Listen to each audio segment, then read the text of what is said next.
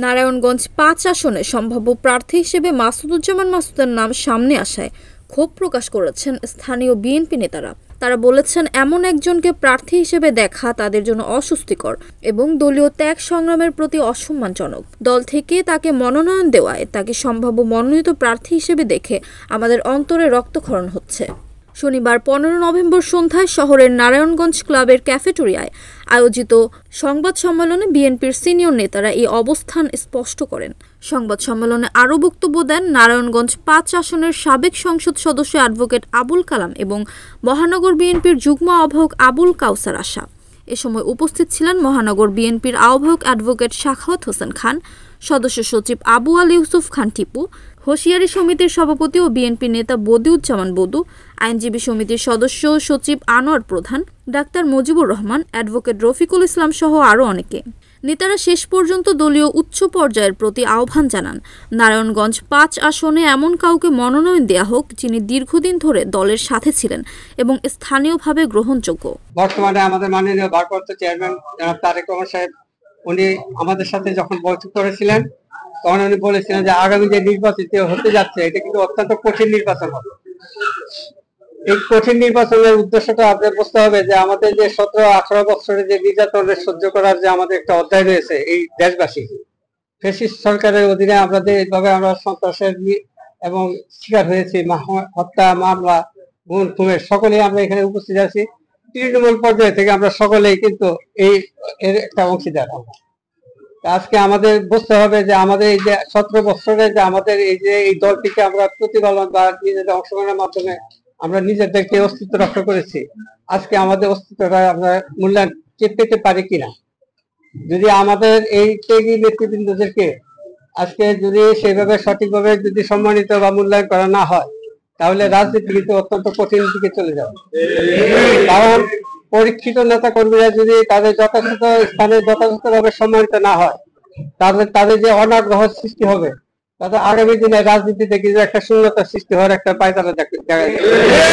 আমাদের মধ্যে থেকে যাকেই দেওয়া হবে তৃণমূলের এবং ত্যাগীদের মধ্যে থেকে আমরা সবাই সর্বাত্মক ভাবে তার নির্বাচন করব। বিভিন্ন ভাবে আপনাদের সাথে একসাথে কাঁধে কাঁধ মিলিয়ে আন্দোলন সংগ্রামে একত্রিত ভাবে ছিলেন। আমাদের মধ্যে থেকে কাউকে যদি মনোনয়ন দেওয়া হয় তাহলে কিন্তু তৃণমূল ঐক্যবদ্ধ করা এবং এই যে ভোটের সাথে কিন্তু বরকটটা যেটা আনন্দটা আমাদের মধ্যে থাকে যে আমরা তৃণমূলের নেতৃবৃন্দ আমরা একত্রিত আছি।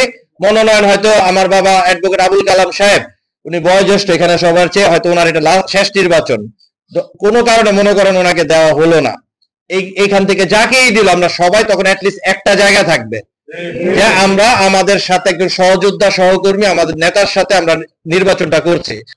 আমাদের আসলে যাকে প্রার্থী করা হয়েছে এই ধরনের প্রার্থী এই নারায়ণগঞ্জের সাধারণ মানুষ, ভোটার, নেতা কর্মী, সমর্থক এবং আমরা কেউ চিন্তায় অনিরায় এই নামের কোন প্রার্থী জাতীয়তাবাদী দলের পক্ষ থেকে প্রার্থী হতে পারে। তো এই প্রার্থী ঘোষণার পরে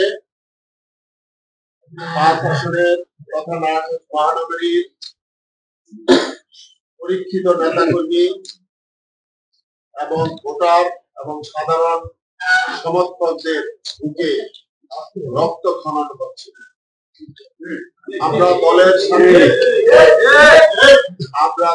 সাথে আমরা চেষ্টা করেছি যে এই যে যাকে প্রার্থী করা হয়েছে এই প্রার্থীর সাথে এই ৫ আসনের নেতা কর্মীরা পরিচিত নয়, তাকে কোনোদিন আমরা আমাদের দলের কোন কাজে কর্মে আমরা কোনোদিন পাই নাই। যাকে কেন্দ্রে দেওয়া হয়েছে তার ব্যাপারে আমাদের বলার কিছু নেই, এটা নারায়ণগঞ্জবাসী দেশবাসী সবাই জানে। আমি বলতে চাই পাশাপাশি মহাসচিব সাহেবকে সম্মানিত মহাসচিব ঘোষণাটা দিয়েছিলেন যে এই মনোনয়নপত্র চূড়ান্ত এরা প্রাথমিক।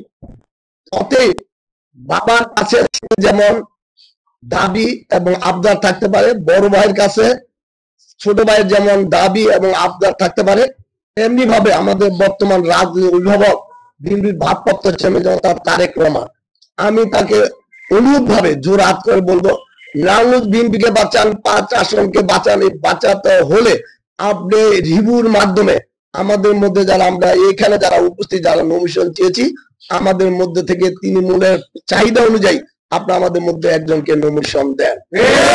মেহেদী হাসান প্রান্ত, NAN TV, নারায়ণগঞ্জ।